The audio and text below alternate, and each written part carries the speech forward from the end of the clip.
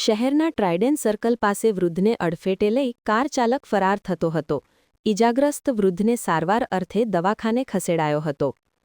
વડોદરા શહેરમાં સતત થઈ રહેલ રોડ અકસ્માતો ચિંતાજનક બની રહ્યા છે.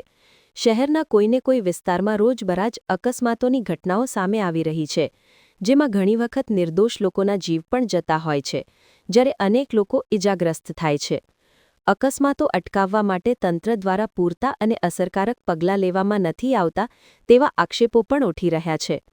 આજરોજ વડોદરાના ટ્રાઇડન્ટ સર્કલ વિસ્તારમાં એક ગંભીર અકસ્માતની ઘટના સામે આવી હતી.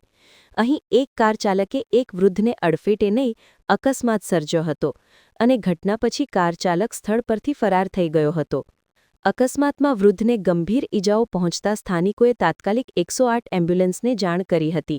માહિતી મળતાની સાથે જ 108નો સ્ટાફ ઘટનાસ્થળે પહોંચ્યો હતો અને ઈજાગ્રસ્ત વૃદ્ધને સારવાર માટે હોસ્પિટલમાં ખસેડવામાં આવ્યા હતા. શહેરમાં વધી રહેલી આ પ્રકારની અકસ્માતની ઘટનાઓને કારણે ટ્રાફિક પોલીસની કામગીરી સામે પણ અનેક સવાલો ઊભા થઈ રહ્યા છે.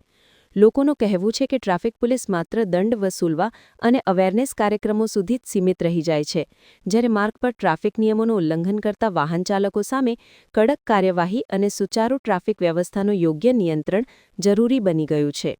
આ પરિસ્થિતિમાં વાહન ચાલકોની પણ જવાબદારી બને છે કે તેઓ પોતાની ફરજ સમજી વાહન ચલાવતી વખતે ટ્રાફિક નિયમોનું કડક પાલન કરે, જેથી પોતે પણ સલામત રહે અને અન્ય નાગરિકોની સુરક્ષા પણ સુનિશ્ચિત થઈ શકે.